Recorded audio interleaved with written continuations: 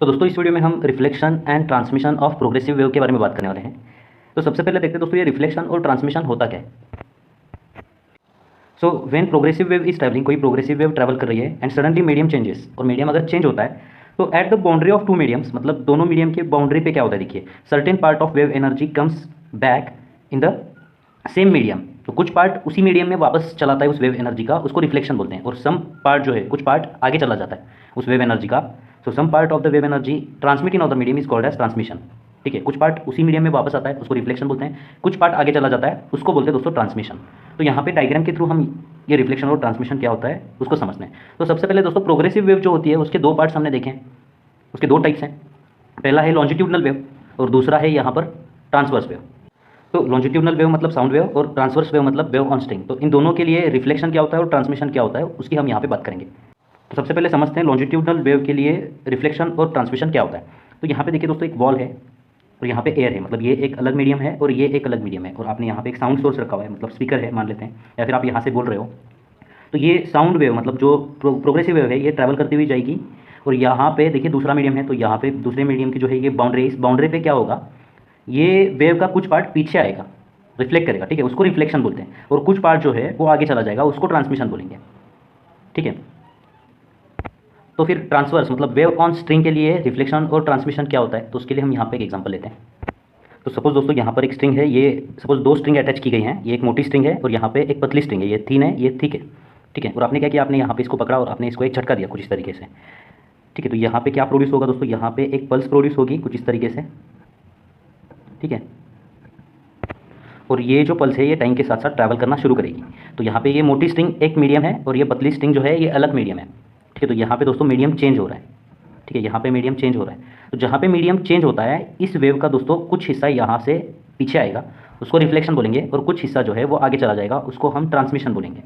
तो ये यहाँ पे कैसे रिफ्लेक्ट करता है और कैसे ट्रांसमिट करता है इसको हम डिटेल में पढ़ने वाले हैं बाद में। ठीक है, तो सबसे पहले हम स्टार्ट करते हैं कि ट्रांसवर्स वेव में रिफ्लेक्शन और ट्रांसमिशन क्या होता है। सबसे पहले हम ट्रांसवर्स वेव का देखेंगे, फिर हम लॉन्जिट्यूडनल वेव का देखेंगे। ठीक है, तो reflection and transmission of transverse wave, ये पहला पॉइंट हम यहाँ पे पढ़ते हैं। तो सबसे पहले पढ़ते हैं दोस्तों reflection of transverse wave. Transverse wave मतलब वेव ऑन स्ट्रिंग। ठीक है, तो सिर्फ रिफ्लेक्शन पढ़ेंगे दोस्तों, यहाँ पे पहले हम ट्रांसमिशन को जीरो एज्यूम करेंगे।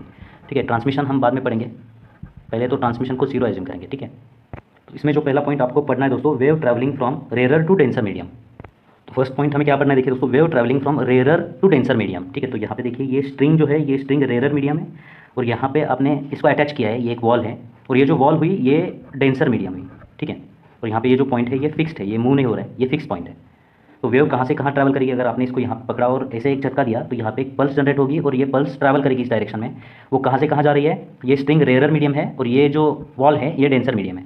ठीक है, अब यहाँ पे आगे तो कोई स्ट्रिंग नहीं है, तो यहाँ पे ट्रांसमिशन क्या होगा दोस्तों, यहाँ पे ट्रांसमिशन जीरो होगा। ठीक है, तो ये जो एग्जांपल फर्स्ट है इसके लिए ट्रांसमिशन जीरो एज्यूम करेंगे हम यहाँ पे। तो जब आपने इसको ऐसे मूव किया तो यहाँ पे एक पल्स जनरेट होगी जिसकी एम्पलीट्यूड हम यहाँ पे एज्यूम करेंगे, ये एम्पलीट्यूड ए है और ये टाइम के साथ साथ ये पल्स इधर ट्रैवल करेगी। ठीक है, जब ये दोस्तों देखिए यहाँ पे मीडियम चेंज होता है, इस बाउंड्री पे जब पहुँचेगी ये, तो अब क्या होगा देखिए दोस्तों, इस पॉइंट पर पहुँचते ही ये वेव इस जो फिक्स पॉइंट है इसको उठाने की कोशिश करेगी, लेकिन ये वॉल से बंधा हुआ है।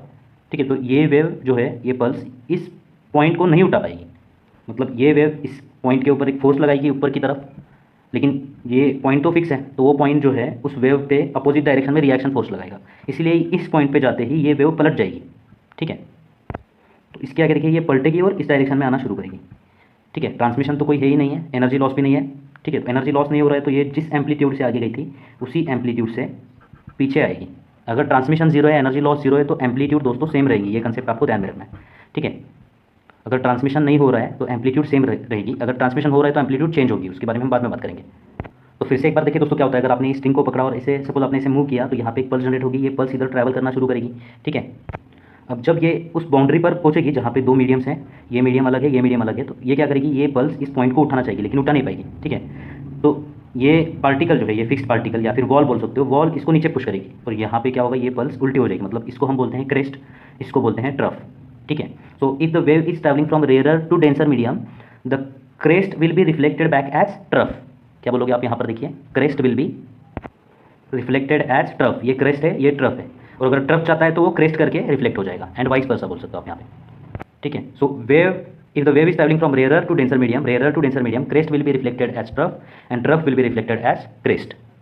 अब बात करते हैं दोस्तों इसकी वेलोसिटी के बारे में, ठीक है। तो इसकी वेलोसिटी देखिए इस डायरेक्शन में v जा रही थी, तो v दोस्तों अगर मीडियम सेम है तो v सेम रहेगा। हमेशा ध्यान में रखना है कि v सेम रहेगा इफ मीडियम इज सेम, ठीक है। तो यहाँ पे देखिए ये वेव इस मीडियम से जा रही थी, आ भी इसी मीडियम से रही है, तो v जिस वेलोसिटी से, जिस स्पीड से जा रही थी उसी स्पीड से ये क्या करेगी, पीछे आएगी, ठीक है। v चेंज होता है दोस्तों, ये जो स्पीड है ये चेंज होता है, कब चेंज होगा, इफ़ मीडियम चेंजेस, ठीक है।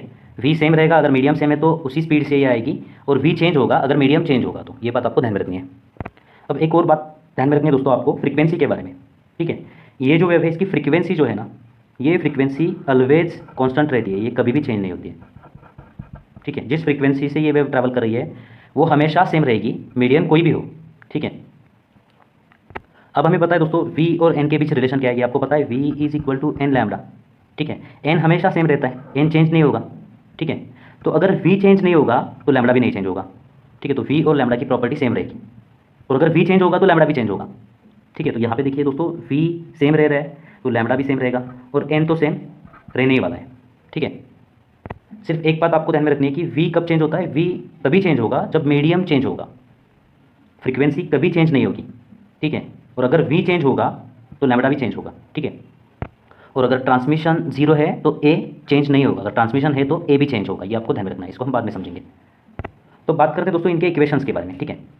इक्वेशंस वैसे तो यहाँ पे लिखने की कोई ज़रूरत नहीं, जब एग्जाम्पल आएंगे तब मैं आपको बताऊँगा, ठीक है। लेकिन अगर आपको यहाँ पे इक्वेशंस लिखने हैं तो इस वेव का इक्वेशन कैसे लिखोगे, y इज इक्वल टू क्या होता है, ये a देखिए ये ऊपर की तरफ है तो यहाँ पे प्लस a हो जाएगा, y is equal to a sine omega T, ये इस डायरेक्शन में जा रही है तो आपको यहाँ पे माइनस यूज़ करना होगा, ठीक है, ओमेगा टी माइनस के एक्स।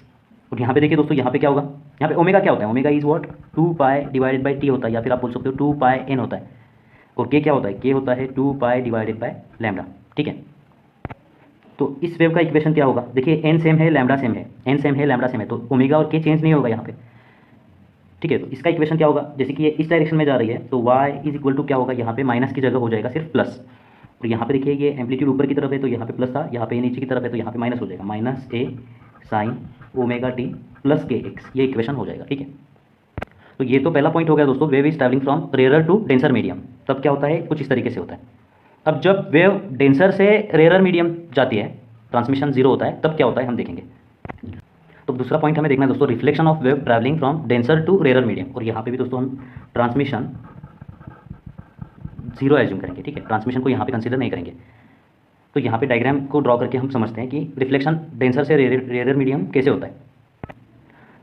तो देखिए दोस्तों डेंसर से रेयर मीडियम वेव ट्रैवल कर रही है, मतलब देखिए ये स्ट्रिंग है जो कि डेंसर मीडियम है, और यहाँ पे एक रिंग है जो मासलेस है, बिल्कुल ही मासलेस है, एज्यूम करेंगे हम यहाँ पे, और ये एक बार के अंदर यहाँ पे डाली गई है, तो ये फ्री टू मूव है। लास्ट जो कंसेप्ट देखा था वहाँ पे दोस्तों ये फिक्स पॉइंट था, ये फ्री है, ये रिंग फ्री टू मूव है, ऊपर नीचे कर सकते हैं, ठीक है। तो यहाँ पे जब आपने पकड़ा और यहाँ पे एक पल्स जनरेट की तो ये पल्स ट्रैवल करेगी टाइम के साथ साथ, ओके। और जब ये इस पॉइंट पे आएगी तो इस रिंग को उठाने की कोशिश करेगी। अब दोस्तों ये रिंग तो फ्री टू मूव है तो ये ऊपर चली जाएगी, ठीक है। तो आपको देखिए कुछ इस तरीके से दिखेगा। तो जब ये पल्स ट्रैवल करते हुए इस बाउंड्री पे पहुंचेगी दोस्तों, तो ये इस रिंग को आराम से उठा लेगी, ठीक है, और ये इसको उठाएगी, फिर ये नीचे बैठ जाएगा, और जो क्रेस्ट गया था ना, ये क्रेस्ट गया था ना, वो क्रेस्ट ही रिफ्लेक्ट होगा यहाँ से। ट्रांसमिशन तो कुछ होगा ही नहीं क्योंकि यहाँ पे स्ट्रिंग नहीं है, तो यहाँ पे दोस्तों ट्रांसमिशन 0 होगा, ओके। और ये जो क्रेस्ट गया था ये क्रेस्ट ही वापस आएगा यहाँ से, ठीक है। तो क्या होता है, फिर से एक बार देखिए दोस्तों, यहाँ पे आपने एक पल्स जनरेट की थी तो क्या होगा, यहाँ पे ये पल्स आगे ट्रैवल करेगी, इस रिंग को ये उठाएगी क्योंकि ये रिंग फ्री टू मूव है, ठीक है। और जब उठाएगी वापस ये रिंग बैठ जाएगी नीचे, और जो क्रेस्ट गया था ना वही यहाँ से रिफ्लेक्ट होगा एज अ क्रेस्ट, ठीक है। जैसे कि ट्रांसमिशन 0 है, एनर्जी लॉस 0 है, तो यहाँ पे दोस्तों एम्पलीट्यूड क्या रहेगी, सेम रहेगी, जिस एम्पलीट्यूड से ये गया था उसी एम्पलीट्यूड से ये रिफ्लेक्ट करेगा, ठीक है। So when wave is travelling from denser to rare medium, what will happen, the crest will be reflected as crest and trough, अगर ट्रफ छोटे हो तो ट्रफ ही रिफ्लेक्ट होगा, and trough will be reflected as trough.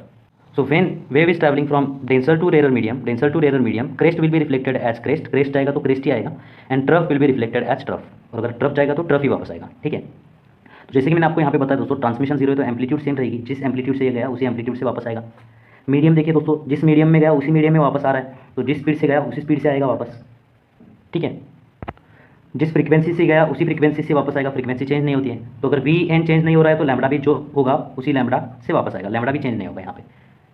अब बात करेंगे दोस्तों इक्वेशन के बारे में। इक्वेशन इसका देखिए इस डायरेक्शन में जा रहा है तो y इज इक्वल टू क्या होगा, a साइन ओमेगा टी। इस डायरेक्शन में जा रहा है तो यहाँ पे आप बोलोगे माइनस के एक्स, ठीक है।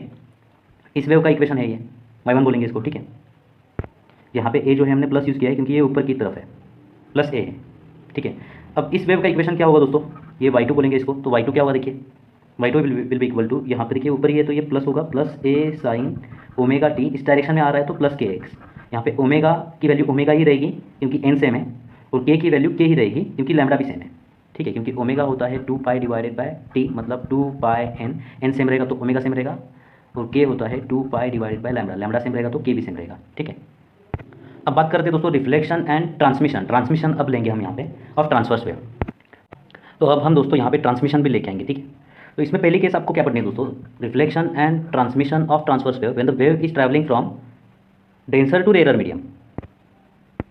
तो जब वेव डेंसर से रेयर मीडियम ट्रैवल करती है दोस्तों, मतलब यहाँ पे देखिए एक मोटी रस्सी है जिसको हम बोलेंगे ये डेंसर मीडियम है, और यहाँ पे ये पतली रस्सी अटैच की गई है उसको, जिसको हम रेयर मीडियम बोलेंगे। और आपने क्या किया, यहाँ पे इसको पकड़ा, यहाँ पे एक पल्स जनरेट करेगी तो ये पल्स डेंसर से रेयर मीडियम ट्रैवल करेगी, और यहाँ पे देखिए दोस्तों मीडियम चेंज हो रहा है। तो इस पॉइंट पे क्या होगा उसके बारे में हम यहाँ पे डिस्कस करने वाले हैं। तो इस पॉइंट पे सबसे पहले तो कुछ पार्ट क्या होगा दोस्तों, कुछ पार्ट रिफ्लेक्ट होगा क्योंकि यहाँ पे मीडियम चेंज हो रहा है तो उसको हम रिफ्लेक्शन बोलेंगे, और यहाँ पे कुछ पार्ट ट्रांसमिट होगा आगे, उसको हम ट्रांसमिशन बोलेंगे, ठीक है। तो आपने क्या किया दोस्तों, आपने यहाँ पे एक पल्स जनरेट की, ये पल्स क्या करेगी, टाइम के साथ साथ ट्रैवल करेगी इस डायरेक्शन में, यहाँ पे मीडियम चेंज हो रहा है, ठीक है। तो अब ट्रांसमिशन के बारे में बात मत कीजिए, पहले आप देखिए रिफ्लेक्शन क्या होगा। जब वेव ट्रैवल कर रही है डेंसर से रेयर मीडियम, तब क्या होता है, लास्ट में हम देख चुके हैं, लास्ट पॉइंट में ये क्रेस्ट जाता है और क्रेस्ट ही रिफ्लेक्ट होगा यहाँ पे, ठीक है। Okay, so if the wave is travelling from denser to rare medium, crest reflected as crest. ये तो एक बात हो गई। ट्रांसमिट क्या होगा दोस्तों यहाँ पे, तो देखिए जब ये वेव का ये पॉइंट इस यहाँ पे पहुँच जाएगा इस बाउंड्री पे, तो क्या करेगा, ये पॉइंट इसको उठाएगा ऊपर। अब ये तो हल्का है, इसको ये ज़्यादा उठाएगा ऊपर, तो यहाँ पे कुछ इस तरीके से दिखेगा आपको। तो जब ये पल्स यहाँ पे पहुँचेगी, देखिए दोस्तों ये क्या करेगी, इस पतली स्ट्रिंग को ज़्यादा उठाएगी, ठीक है। और इस पॉइंट पे ये पार्ट जो है ट्रांसमिट हो जाएगा। तो ट्रांसमिट होने वाला जो पार्ट है उसकी एम्पलीट्यूड बहुत ज़्यादा है। इसके बाद क्या होगा, ये जो क्रेस्ट जा रहा था वो क्रेस्ट ही रिफ्लेक्ट होगा और क्रेस्ट ही ट्रांसमिट होगा। इसका मतलब क्या है दोस्तों, जब वेव डेंसर से रेयर मीडियम में ट्रैवल करती है तो क्रेस्ट ही रिफ्लेक्ट होता है और क्रेस्ट ही ट्रांसमिट होता है, ठीक है। एम्पलीट्यूड के बारे में हम अब बात करेंगे।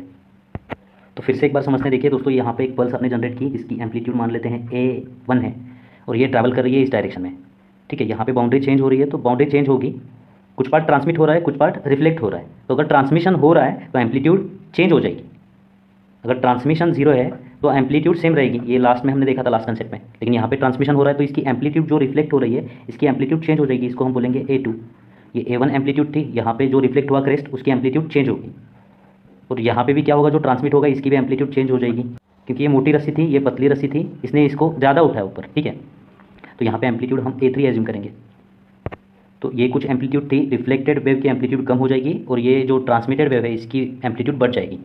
Okay, so when the wave is traveling from denser to rarer medium, this crest will be reflected as crest, and this crest will be transmitted as crest. Okay, this crest will be reflected as crest with lower amplitude. Crest will be reflected as crest with lower amplitude, and crest will be transmitted as crest with higher amplitude. इसकी amplitude बढ़ जाएगी यहाँ पर। आप ऐसे लिख सकते हो, crest will be reflected as crest with lower amplitude, this crest will be reflected as crest with lower amplitude and transmitted as crest with higher amplitude, ठीक है। अब बात करते हैं दोस्तों इसके स्पीड के बारे में। तो ये v स्पीड से इधर ट्रैवल कर रहा था, जो रिफ्लेक्ट किया वो सेम मीडियम में, यहाँ पे जो रिफ्लेक्टेड वेव है वो सेम मीडियम में, तो इसकी स्पीड क्या होगी, सेम होगी। अगर मीडियम चेंज नहीं हो रहा है तो स्पीड नहीं चेंज होगा। लेकिन यहाँ पे क्या हुआ है दोस्तों, ये मीडियम चेंज हो रहा है, मतलब यहाँ पे क्या होगा, स्पीड चेंज हो जाएगा। यहाँ पे स्पीड हम v1 बोलेंगे इसको, ओके। फ्रीक्वेंसी हमेशा सेम रहती है, तो फ्रीक्वेंसी यहाँ पे भी n होगी, यहाँ पे भी n होगी, और यहाँ पे भी n होगी। और जैसे कि आपको पता है दोस्तों, v इज इक्वल टू क्या होता है, v is equal to n lambda. n same है, यहाँ पे देखिए, यहाँ पे n सेम है, v सेम है, तो यहाँ पे लैम्बडा भी क्या होगा, सेम होगा। यहाँ पे क्या है दोस्तों, n सेम है लेकिन v चेंज हो रहा है, तो लैम्बडा भी क्या होगा, यहाँ पे लैम्बडा भी चेंज हो जाएगा, ओके। क्योंकि v is equal to n lambda होता है। अगर n तो हमेशा सेम रहता है, अगर v चेंज होगा तो लैम्बडा चेंज होगा, अगर v सेम होगा तो लैम्बडा सेम होगा। यहाँ पे देखिए v सेम है तो लैम्बडा सेम होगा, यहाँ पे v चेंज हो रहा है तो लैम्बडा चेंज हो रहा है, ठीक है। यहाँ पे लैम्बडा 1 होगा। अब बात करते हैं दोस्तों इनके इक्वेशंस के बारे में, ठीक है। देखिए ये पल्स इस डायरेक्शन में जा रही है तो इसका इक्वेशन क्या होगा, हम बोलेंगे इसको y1 इज इक्वल टू क्या होगा, a1, ये ऊपर है मतलब plus a1 sign omega T minus क्या बोलेंगे यहाँ पर, इस डायरेक्शन में जा रहा है तो माइनस के एक्स, ठीक है। और ये देखिए ये रिफ्लेक्टेड वेव का इक्वेशन क्या होगा, ये होगा y2 बोलेंगे इसको हम, y2 is equal two plus, ये प्लस ही होगा a2 एम्पलीट्यूड चेंज हो रही है, साइन ओमेगा n सेम है मतलब ओमेगा सेम रहेगा, सो ओमेगा टी यहाँ पे माइनस, ये इस डायरेक्शन में जा रहा है तो यहाँ पे प्लस हो जाएगा, प्लस के एक्स, लैम्बडा भी सेम है दोनों केस में तो ये के हो जाएगा, के भी चेंज नहीं होगा, ठीक है। अब इस वेव का इक्वेशन क्या होगा दोस्तों, इस वेव का इक्वेशन देखिए y इज इक्वल टू ये प्लस a3 हो जाएगा, y3 बोलेंगे हम इसको, ठीक है, y3 is equal two plus a3 into sine, दोस्तों देखिए फ्रीक्वेंसी सेम है, इसकी फ्रीक्वेंसी सेम है, इसकी फ्रीक्वेंसी सेम है, तो ओमेगा का ओमेगा ही रहने वाला है, ओमेगा टी, लेकिन ये इस डायरेक्शन में जा रहा है तो यहाँ पे माइनस होगा। और जैसे कि यहाँ पे देखिए v चेंज हो रहा है, v चेंज हो रहा है मतलब लैम्बडा चेंज हो रहा है, लैम्बडा चेंज हो रहा है मतलब k चेंज होगा, तो यहाँ पे हम k डैश लिखेंगे या फिर k3 लिख सकते हो आप, k डैश इंटू एक्स, ठीक है। तो ये इक्वेशन है इस वेव का जो इस डायरेक्शन में ट्रैवल कर रही है, इस वेव का इक्वेशन देखिए ये है, ओके, और इस वेव का जो इक्वेशन है वो ये है।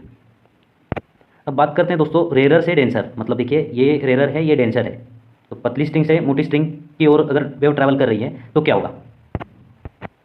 सो wave is travelling from rarer, ये रेरर मीडियम है, पतली स्ट्रिंग है, टू डेंसर, ये मोटी स्ट्रिंग है, तो इसको हम डेंसर मीडियम बोलेंगे। तो आपने यहाँ पे पकड़ा एक पल्स जनरेट की, तो ये पल्स क्या करेगी दोस्तों, यहाँ पे ट्रैवल करेगी, और इस कंडीशन पे क्या होगा, इस कंडीशन पे कुछ पार्ट रिफ्लेक्ट होगा, कुछ पार्ट ट्रांसमिट होगा, ठीक है।